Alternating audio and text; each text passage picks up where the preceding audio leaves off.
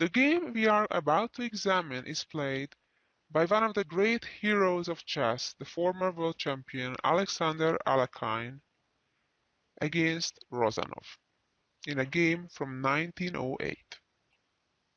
Alekhine started the game by playing e4, which of course follows all the basic opening principles, putting a pawn right in a center square, controlling a second center square, as well as opening up the diagonal of White's bishop as well as White's queen. Black immediately played a little bit of an offbeat move, and I would say probably a second-rate move compared to other moves like playing e7 to e5 or c7 to c5 or some other moves that right away fight for the center squares. Also, the disadvantage of Black's first move is that it allows White comfortably putting a second center pawn right in the middle of the board. Black played a natural move, bishop e7. Of course, every time throughout a game and starting from the very beginning, you need to ask yourself the question, what does my opponent want to do? And in this case, you will notice what he wants to do, what Black wants to do right now is capturing that pawn on e4.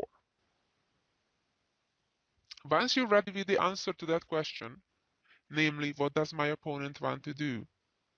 Your next thought should be, how do I defend against it?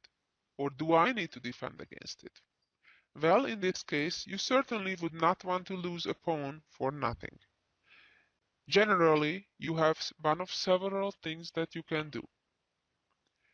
You can either protect the piece that has been attacked, you can move it away out of danger's way, or at times you may counterattack.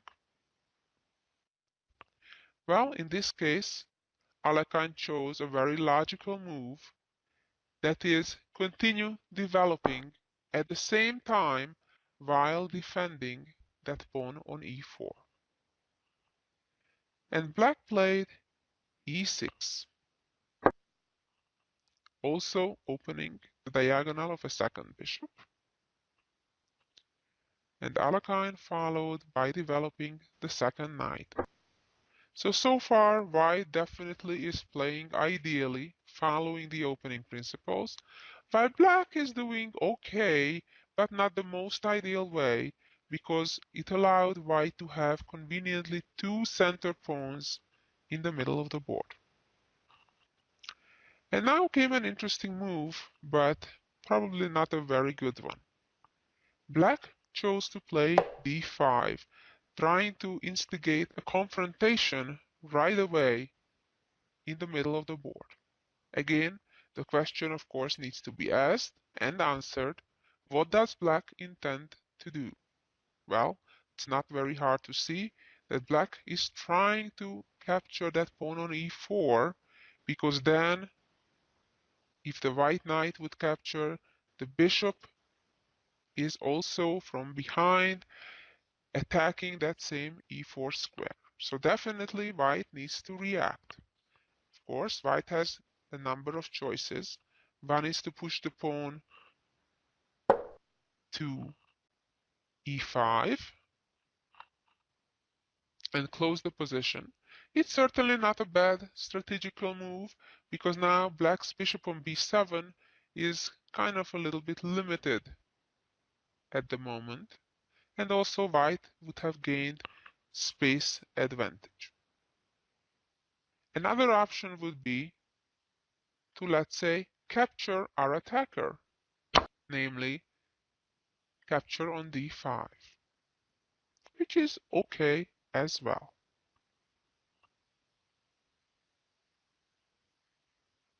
But Alekhine played an even better move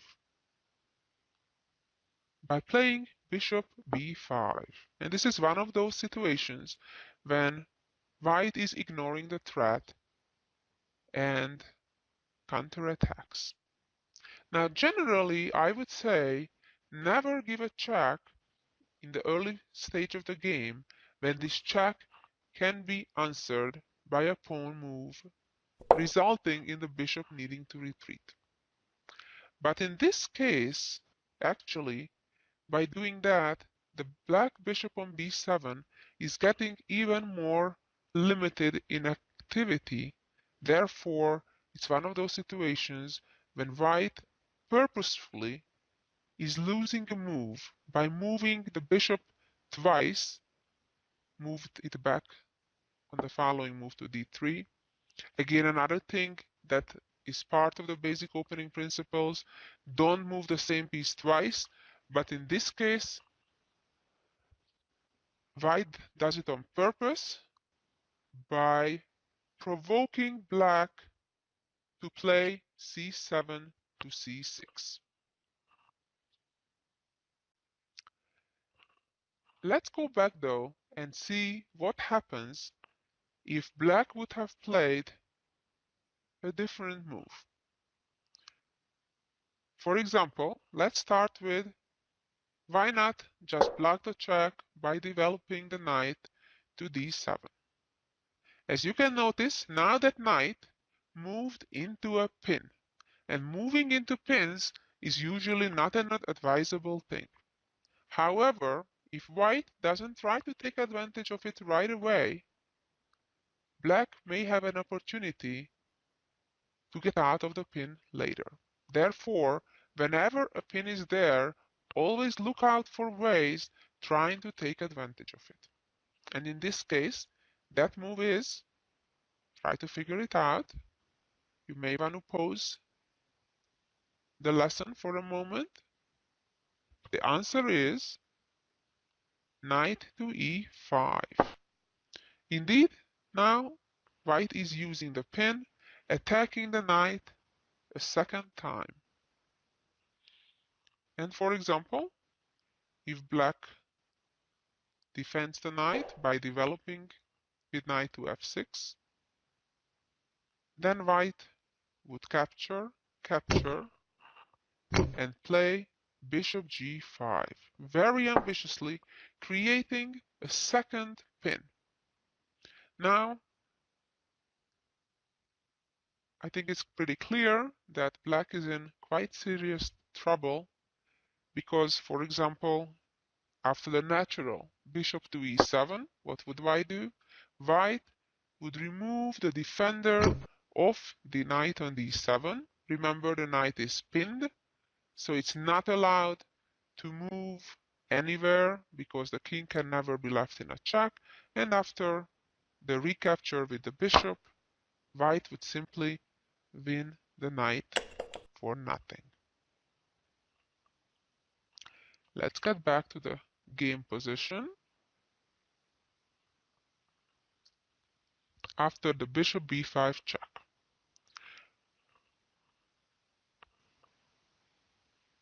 What would happen if black would block the check by moving the knight to c6? Well, black would face similar problems, namely that the knight again is pinned. And learning from the previous variation, I bet you'll find the correct move here, which is knight to e5 again. Using that pin, obviously the knight cannot move, the black knight from c6 cannot move because it's pinned. And now white actually has a very strong initiative. For example, after knight g to e7, that will defend the knight, white would again capture, and start an early attack. And now white brings the queen to h5, all the way to h5, threatening kind of in a primitive way to checkmate by queen captures f7. Again, remember, this is an exception. Normally, we do not get our queen into the game this early. However, when our opponent does not follow correctly the opening principles, gets into pins, therefore gives us opportunities, it's important to take advantage of them before the opportunity goes by. Now after g6, queen f3. Again, black's pieces are not well coordinated, and black needs to further weaken his position by making another pawn move, by moving the pawn to f5. And now again the second pin, just like in the previous variation, resulting in winning at least a pawn on d5, followed by queen d6, which moves out of the pin on the dark squares. And now white can win a pawn at least by capture, capture, and queen d5, probably even more, because the other knight is also in trouble here in the pin. Again, let's go back to the main game, and after bishop b5 check, the two knight moves blocking the check on c6 or d7 are really not very good. A little bit better would be blocking with the bishop, when white would probably trade pawns and maybe play queen e2 check, or could possibly just castle right away, also with a slightly better position, because white is much better developed. As you can see, black's pieces are completely undeveloped.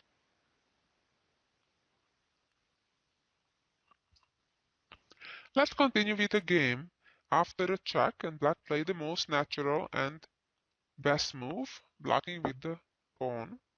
And now white retreated the bishop to d3. Black developed the knight, knight f6. And white played e5, gaining time by attacking black's knight. And the black knight moved away, the knight to d7. And this is really the interesting part of the game, because typically one would just castle here. That would certainly be the most natural move based purely on the opening principles. But here, white has actually a very ambitious way to play that gives white more of an advantage than just castling. And Alekhine played knight g5 early on. Usually these type of moves are based on tactics. I always say, jokingly, that chess is 99% tactics, which is a famous saying from about 100 years ago, which may be a slight exaggeration, but indeed tactics are extremely important, because all games at one point or another involve tactics, and the strategical decisions may be based on them. Well, as we can see, the white knight attacks black's pawn on h7 right now. Well, in such situations, the first question should be, what if black simply moves the pawn and attacks the knight? Well, here the answer is another ambitious move, moving the queen out to h5. Note that there is a pin, so if the black pawn would capture the knight on g5, the rook would be hanging on h8. But what happens if black, for example, just defends that pawn on f7? Well, here comes the tactics. Try to pause and figure out what's the correct move here for white.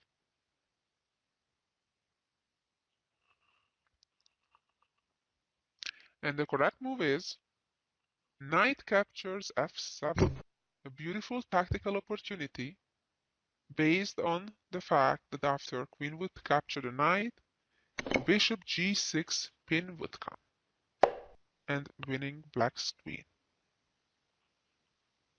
Quite a nice line, isn't it? Black saw this and played bishop to e7, with the idea that now if white captures the pawn, then the knight would be kind of trapped after playing g6.